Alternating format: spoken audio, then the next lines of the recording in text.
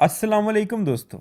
उम्मीद करता हूँ आप सब खैर आफियत से होंगे और अच्छे से ट्रेडिंग सीख रहे होंगे। मेरा नाम सैयद शुजात हुसैन बुखारी है और आप देख रहे हैं बुखारी फॉरेक्स एकेडमी का free forex trading basic course. आज हम जानेंगे टाइम फ्रेम्स के बारे में। दोस्तों, टाइम फ्रेम्स क्या होते हैं? सबसे पहले अब आपने जो काम करना है वो है मार्केट का ग्राफ ओपन करना। अब किसी भी पेयर का ग्राफ ओपन कर लेते हैं और इसके बाद ग्राफ को थोड़ा बड़ा कर लेते हैं। अगर आप फुटर के ऊपर देखें जहां पे आपने इंडिकेटर का ऑप्शन देखा था, तो सबसे पहले ऑप्शन के अंदर H1, M30, M15 या इस तरह का कोई ऑप्शन नजर आ रहा होगा। मेरे पास इस वक्त H1 आ रहा है क्योंकि मैंने चेंज किया है। अब इस ऑप्शन के ऊपर अगर मैं क्लिक करूं, ये बिल्कुल नीचे इस ऑप्शन की बात कर रहा हूं, अगर इस ऑप्शन के ऊपर क्लिक करूं तो मुख्तलिफ M1, M5, M15, H1, H4, D1 ये चीज़ें अपीयर हो जाती हैं।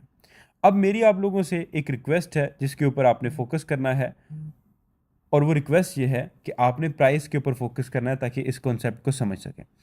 इस वक्त इस पेयर की प्राइस चल रही है 604 और 625, दो प्राइसेस इसलिए क्योंकि स्प्रेड है। अच्छा, अब मैं H1 के ऊपर क्लिक करता हूं और यहां से M1 के ऊपर क्लिक करता हूं तो ये 1 मिनट का टाइम फ्रेम ओपन हो गया है, 1 मिनट का।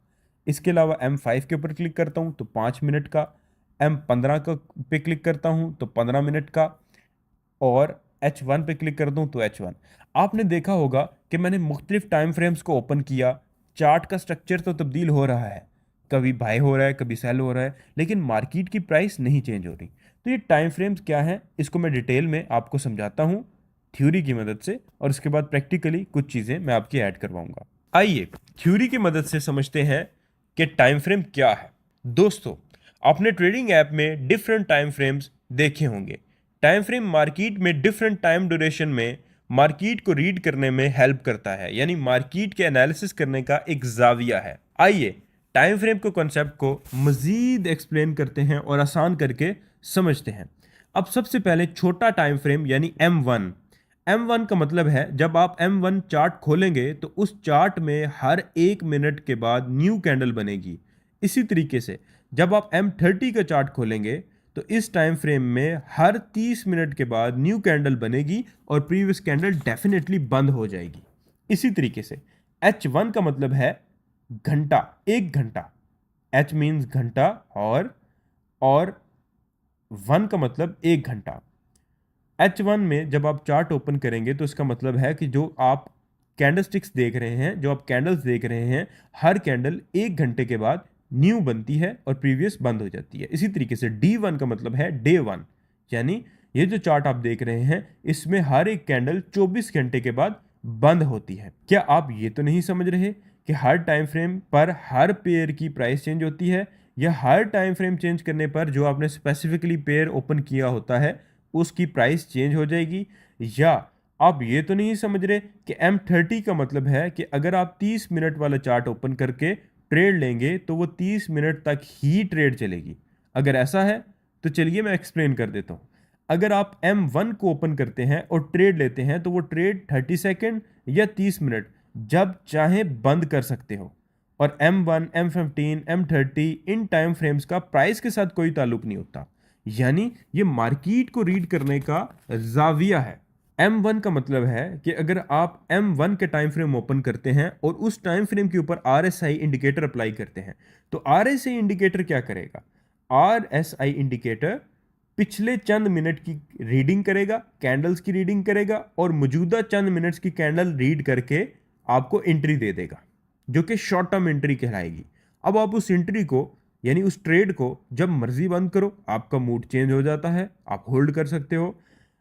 फर्ज करें अगर H1 यूज कर रहे हैं और H1 में RSI पिछले चंद घंटे की कैंडल्स को रीड करके और अगले चंद यानी जो करंट मार्केट चल रही है उसकी कैंडल्स को रीड करके अपने एल्गो के तहत एंट्री देगा, तो उसका मतलब ये नहीं होगा कि आप 1 घंटे के बाद ट्रेड बंद करना करेंगे या ट्रेड ऑटोमेटिकली बंद होगी, बल्कि उसका मतलब है कि मार्केट का ये जो जाविया देख रहे हैं इसमें घंटे के हिसाब से जो ट्रेड हो रही है वो नज़र आ रही है, जबकि जो USD CHF की या गोल्ड की प्राइस होगी वो सेम ही होगी।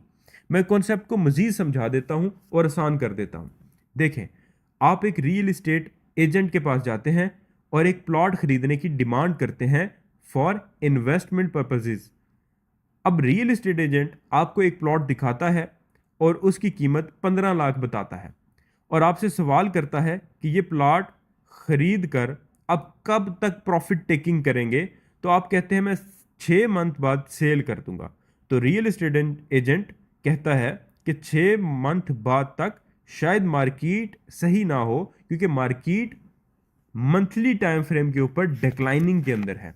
लेकिन अब आप अपना फैसला चेंज करते हैं और रियल एस्टेट एजेंट को कहते हैं कि मैं अब 6 महीने के लिए नहीं, 5 साल के लिए इस प्लॉट को खरीदना चाहता हूं। तो रियल एस्टेट एजेंट कहता है अब आप अपना प्लॉट अच्छा प्रॉफिट में बेच सकेंगे अगर आप 5 साल के लिए लेंगे।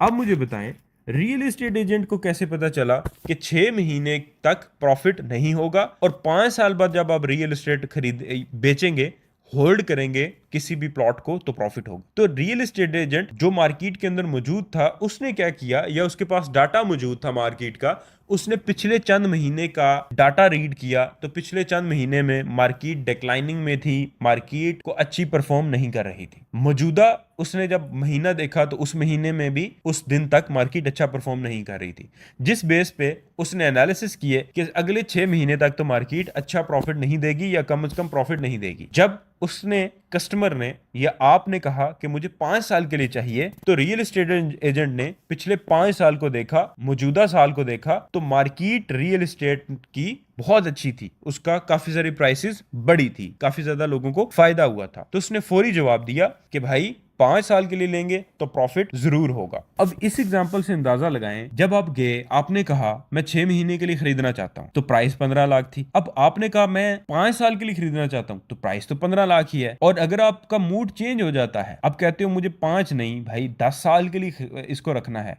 या 6 महीने नहीं, मुझे 1 महीने में ही बेचना है, आप अपना फैसला बाद में फिर चेंज करते हो, तो आप कर सकते हो। उससे प्लाट की खरीदने की कीमत पे कोई असर नहीं पड़ेगा, या आप बेचने जाते हैं तो बेचने की कीमत पे कोई असर नहीं पड़ेगा, बल्कि टाइम फ्रेम्स तो होते हैं मार्केट को एनालाइज करने का डिफरेंट जाविया होगा। अब M1 को ओपन करके या M15 को ओपन करके आप ट्रेड लेते हैं, तो उसका मतलब होगा कि अगले चंद मिनट्स में या अगले चंद घंटों में आपकी ट्रेड जो है वो प्रॉफिट तक पहुंच जाएगी। यानी RSI पे जब आप 30 पे ट्रेड लेते हैं, 50-60 पे ट्रेड आपने बंद करनी होती है जब RSI पहुंचता है। तो पॉसिबिलिटी होती है कि M15 की टाइम फ्रेम पे ली हुई ट्रेड या तो चंद मिनट्स में या फिर M15 की चंद कैंडल्स तक ही आपका टेक प्रॉफिट यानी प्रॉफिट आपको बुक करवा देगी। लेकिन उसका यह मतलब नहीं कि उस ट्रेड को आप होल्ड नहीं कर सकते। उस ट्रेड को जब तक चाहें, जब चाहें होल्ड कर सकते हैं, वो आपकी मर्जी है। मार्केट को इससे कोई गर्ज नहीं है कि आपने ट्रेड किस टाइम फ्रेम पे ली है, प्राइस सेम है। अगर आप फर्ज करें आपको लगता है कि M15 ने बाइक एंट्री दी थी, अब H1 फिर दे रहा है, तो आप उसी ट्रेड को होल्ड कर लें H1 की बेस पे। तो उम्मीद है कि टाइम फ्रेम के कॉन्सेप्ट को आप अच्छे से समझ गए होंगे कि इसका प्राइस से कोई ताल्लुक नहीं है, ये तो मार्केट को देखने का एक जाविया है। दैट्स इट, दुआ में याद रखिएगा। अब आपने प्रैक्टिकली असाइनमेंट ये करनी है कि आपने सबसे पहले टाइम फ्रेम को एक्सप्लेन करना है थ्योरी की मदद से, और इसके बाद M15, M30 और H1 के अंदर ट्रेड करनी है। यह कम से कम 3 टाइम फ्रेम्स के अंदर 30 और 70 के लेवल को देख के ट्रेड लगा के अपने एडमिन को या हेल्पलाइन को चेक करवाना है और फिर अगली क्लास का लेक्चर लेना है। दुआ में याद रखिएगा। अल्लाह हाफिज।